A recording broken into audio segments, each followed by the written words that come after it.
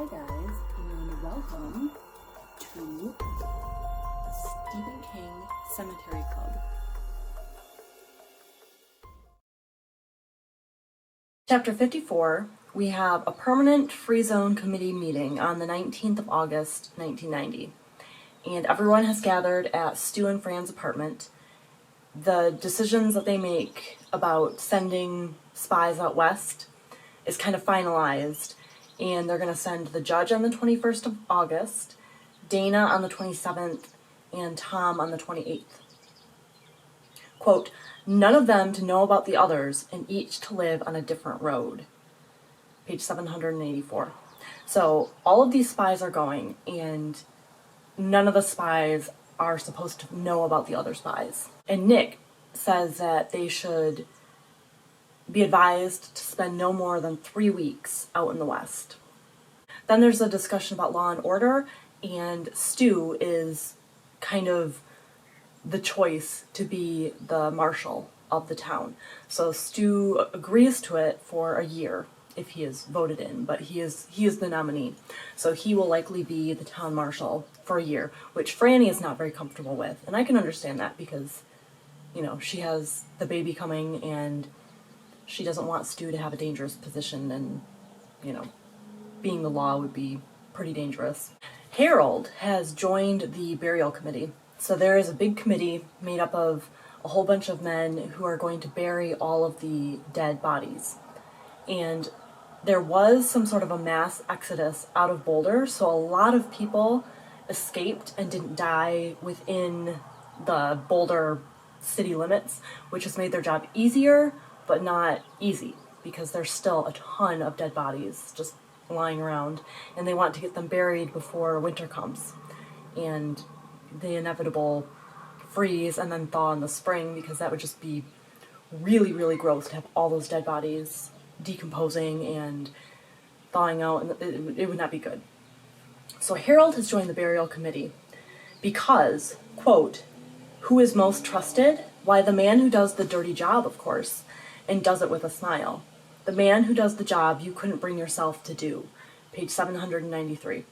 So Harold is always devious, and he decides that if he is part of the burial committee, that will garner him favor amongst the community and alleviate suspicion, because if people like him, they're not going to really think about it, you know, when he does his dastardly planning. So Harold and the other men bury roughly 1,000 bodies on the first day. And Harold has kind of a bonding experience with these men because they're joined together by a difficult task and they're working hard.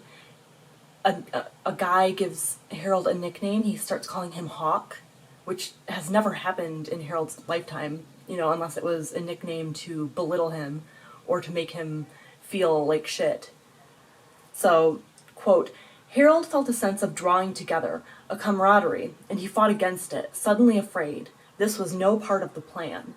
Page 796. So he's kind of conflicted about his acceptance into these inner circles, because he always has felt like an outsider. He was always taunted and teased as a kid and a teenager, and he really could use this chance to just be a decent man, and it's a fresh beginning where no one knows his history. He is no longer a chubby little annoying brat of a kid if he doesn't want to be. But when he gets home from the burial job, Nadine is waiting for him, and she seduces him, and she tells him that they can do anything that he desires, but, quote, I'm a virgin and I'm going to stay that way because it's for someone else to make me not a virgin anymore. Page 804.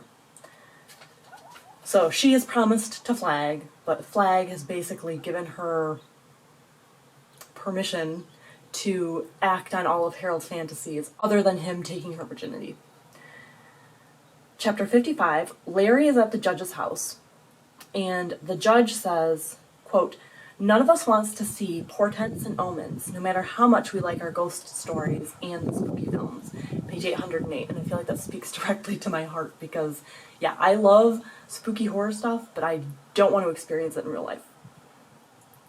And somehow the judge knows that Larry is there to ask him to go west. He just he has this feeling, and he kind of expected it already to have happened. Quote, I wondered how long it would be before the idea would surface. It is tremendously important, of course, tremendously necessary if the free zone is to be assured its full chance to survive. We have no real idea what he's up to over there. He might as well be on the dark side of the moon. Page 809. And Larry, of course, feels guilty, and he's like, I'm sending this old man out west to fight this crazy dark force, and I'm going to ruin his life. I'm probably going to get him killed. And so Larry feels really bad about that, as Larry does. And the judge is kind of like, you need to get a grip. You need to just start looking out for yourself, and don't worry. Don't worry about other people, So the judge heads out excitedly. He actually is looking forward to this. Even though he was living a great life in Boulder, he had his little routines where he would, have his time to relax and unwind and basically live his retirement, But he kind of looks forward to this journey. Quote, he wondered if he would ever see Boulder again and thought the chances were probably against it. And yet his excitement was very great. It was one of the finest days of his life. Page 813. So the judge is gone. Nick, Stu, and Ralph visit Tom, and they put him under hypnosis. They have a trigger phrase, which is, Tom, would you like to see an elephant? And that immediately puts him under hypnosis. That's what the hypnotist had given them as the trigger.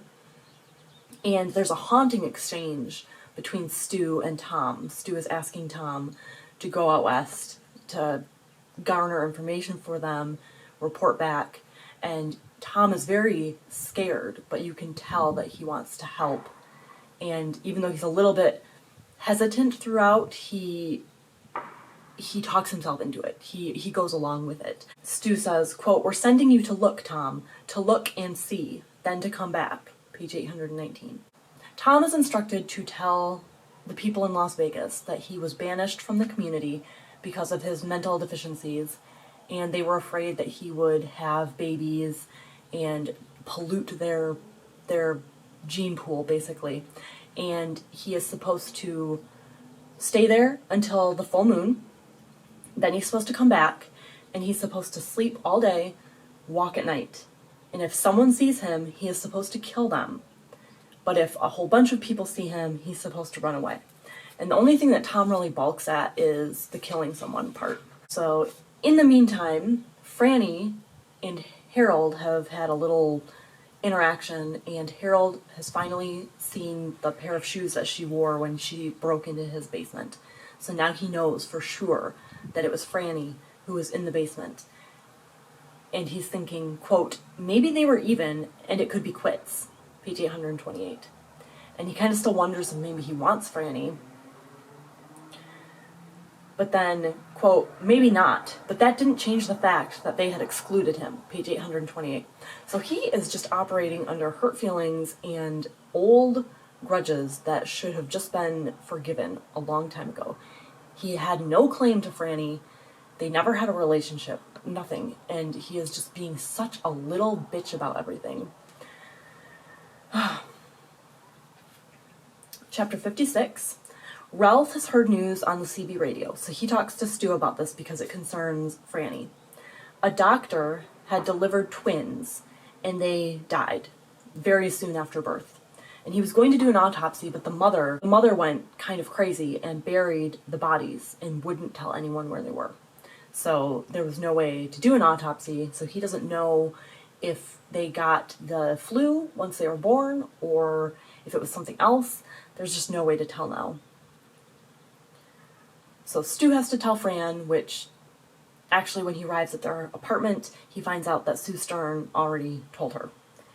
And she's upset, understandably, but they're also, going to be getting a doctor, which is good because then Franny will have someone other than a veterinarian to help her give birth. Dana heads west, and she has plans to murder Flag if she gets a chance, which Sue Stern knows about, but she hasn't told anyone.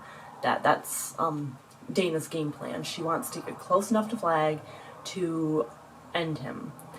And So when Stu escorts Dana out of town, she heads back, and on the way back, she finds a puppy.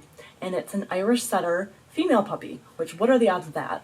Although I guess maybe if there's one Irish setter who survived the flu, then maybe it's something within that breed.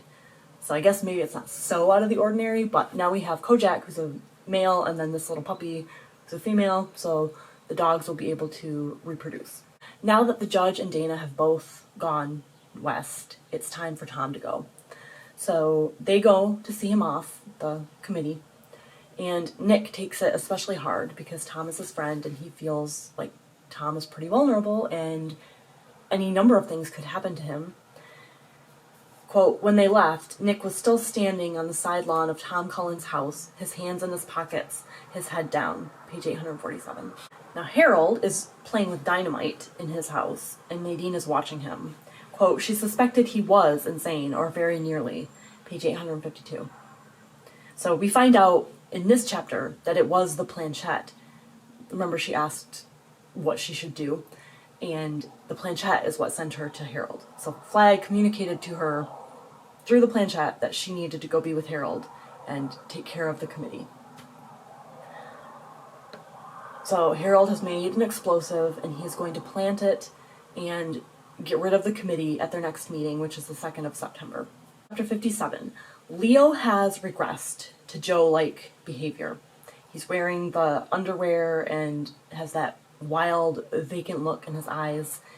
He's lost a lot of his words and his ability to really talk. And he and Larry are kind of sitting outside, and Larry is kind of prodding at him, trying to get his thoughts on things without letting Leo know that he is kind of poking around and asking questions. And in fact, Larry starts thinking things and Leo responds to Larry's thoughts. So it's kind of like a Shining situation where Leo doesn't really realize that part of this conversation is entirely in Larry's head, and he's just talking to him. He's just responding as though Larry had spoken out loud.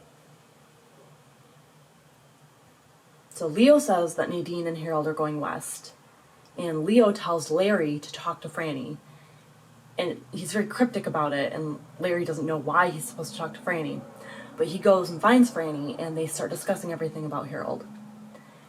And she tells him all about the journey that she and Harold took, and the way he acted around Stu, and how he was immediately jealous and possessive, and all this stuff, and he tells her about the initials that were inside the heart, that her initials were in there with Harold's initials. 'Cause originally, he hadn't told her that portion of it, so he does tell her, and she tells him about the journal. And then they both realize that they had been in Harold's house, and Larry had actually found the ledger, and Fran had almost found the ledger. So they decide they have to go to Harold's house, break in, find the ledger, read it, and kind of satiate their curiosity. On the 1st of September, the power comes back on briefly, but there's an overload because everyone, when they died, had left things on in their houses, and there's like a big surge of power to these things, and it causes problems, and then it blew a fuse or whatever.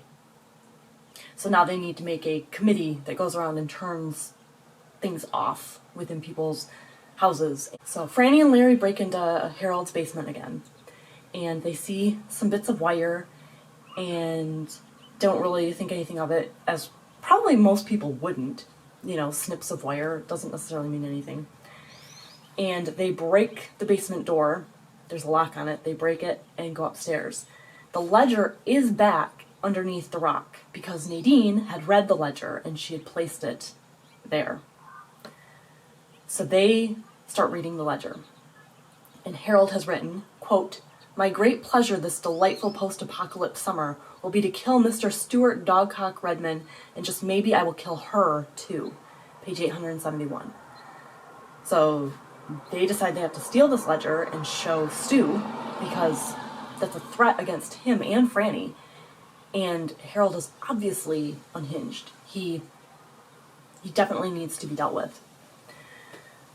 So Nadine has taken the bomb, and Nadine plants it in a closet in Ralph and Nick's house, where the meeting is going to be taking place. So she leaves and almost changes her mind. She's thinking that maybe she should go back and take the bomb out of the house, out of the closet. And all of a sudden, Flag, takes over her body. He kind of possesses her. She likens it to swimming in warm water and then hitting a cold pocket, which I'm sure we can all... Oh, that's a creepy feeling. I don't like that feeling. And she passes out, and Flag just, manipulates her body, and she wakes up in a drive-in movie theater. Doesn't know how she got there. Flag made her do it. And all of a sudden, the speakers all fall off the little stands, and they start talking in his voice. Quote, Nadine, they know. Page 875. So they are aware of all this stuff except for the bomb. That's the only component that they don't yet have it. So Flag tells her to go to the place where she used the planchette, and she and Harold have to stay there, hidden, set the bomb off, and then head west. So Nadine is extremely on edge, and she is careening toward the brink of insanity. She runs into Harold. She tells him that Flag said that they have to hide out immediately and set the bomb off and then go west. And she tells Harold that the ledger has been found and it's not safe for them. So Harold is really shaken because the encounter with Flag has now turned Nadine's hair completely white. So there's no more black in her hair. It's completely white now. Chapter 58. Fran and Larry are sitting at Stu and Fran's house while Stu reads the entire ledger. So they decide that Nadine and Harold are going to have to be dealt with, but they're going to wait until after they have some guest speakers at their meeting. Then they're going to have a closed meeting of just the committee members, and they will discuss it then. So on the day of the meeting, the night of the meeting, September 2nd, it's very tense. We get a very vivid description of where everyone's sitting, and there's a bomb in there. It's nerve-wracking, especially because Stephen King mentions that Franny is leaning against the door where the bomb is. And, anything could happen. It's a Stephen King book. So it's very tense. There are 11 people present, and all of a sudden, in the middle of everything, Franny has this crazy feeling that everyone needs to evacuate. Everyone needs to get out of this house. Something really bad is going to happen. So she's just saying this, and a whole bunch of motorcycles pull up into the yard. And so there's a whole chaotic scene. Some people escape, other people don't. Harold sets the bomb off by walkie-talkie. So he and Nadine are on top of this hill, and they can see the house in the distance. So when Harold triggers it with the walkie-talkie, it explodes, and they can see it from where they are. So the motorcycles were there because people had found Mother Abigail. Mother Abigail has come back. These people rode over to the committee meeting to tell everyone that Mother Abigail was back. So there's this whole chaotic thing. Harold activated the bomb. He and Nadine flee. We know that Nick was still inside. Franny is thrown out the door from the blast and knocked unconscious. Chapter 59, we get the aftermath of everything. So there are 7 people who died. The ones that we know of are Nick, Sue Stern, and Chad Norris. The other 4 were part of the motorcyclists, and we didn't really know them as characters. And then 20 people were wounded. Quote, Larry himself had been totally unhurt. Page 899. So Larry feels bad because, he was thrown by the blast and got up without a scratch. And everyone else seems to have hurt themselves. Franny's in the hospital because she has back pain and I think a broken foot. And, everyone has suffered to some extent, but not Larry. So even though it's totally out of his control, he feels bad, and he feels like that's such a typical Larry situation where he is unscathed and everyone else is either dead or really hurt. Abigail is currently staying at Larry's house. He and Lucy are watching over her. The doctor shows up occasionally when he's between patients. And Mother Abigail has been living in the wilderness, eating roughage, eating probably next to nothing, actually. And she looks like a mummy. She doesn't even look like herself. And she's in a coma. There's a meeting on the 4th of September. There's a whole bunch of unruly people, and Stu recounts the events of the explosion and the working idea that it was Harold and Nadine. He says if they get found, he wants them to face trial because there still needs to be civility, even though all these people want their blood. Quote, "For what it's worth to you, I think they're the ones, but it's got to be done right, and I'm here to tell you it will be." Page 907. So that's good, to establish some sort of law and order. You can't have the Wild West, you can't just assume it was them. There has to be a trial. And there is a general feeling of just despair, disjointedness. A good chunk of the committee has been blown up. Mother Abigail is back, but she's likely to die any minute. Things are just not looking up for these people. And then there's the looming threat of Flag. So George Richardson, who's the doctor, he gives kind of a little update on Mother Abigail and what he thinks of as, her prognosis, which is not good.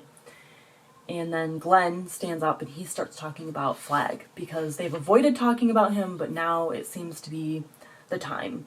And he kind of, in doing so, rallies the people because they were upset that Flag made Harold and Nadine kill part of their community in such a horrific way, too. That actually causes everyone to band together in determination and anger at Flag and wanting to build a strong community so they are able to fight against him if he tries anything and tries to come, infiltrate or take over their little city. They want to protect their community from him. The 5th of September, the power goes on for real, and it stays on. Mother Abigail wakes up, and she already knows, because she's Mother Abigail, she already knows that Nick and Sue were killed. So the committee gathers at her deathbed because she also knows she's about to die. Mother Abigail is talking to Fran about her baby, and she doesn't know what's going to happen to the baby. She can't see that. But she says, quote, "The imp has called his bride, and he means to put her with child. Will he let your child live?" Page 916. So she tells them all these things for the future, and she says, quote, "Mayhap the man in the west is the wheel on which you will be broken. I am not allowed to know." Page 917. So she tells them that there is going to be a quest, and it will be Stu, and if Stu dies, Larry will be in charge. If Larry dies, then Ralph will be in charge. If Ralph dies, then Glenn will be in charge. Those 4 men are supposed to go west and make their stand against Flag. And they are to fight him, and hopefully they will succeed. She knows for sure that one of them will die, but she doesn't know which one. Franny is pissed off. She's like, "No, they're not going.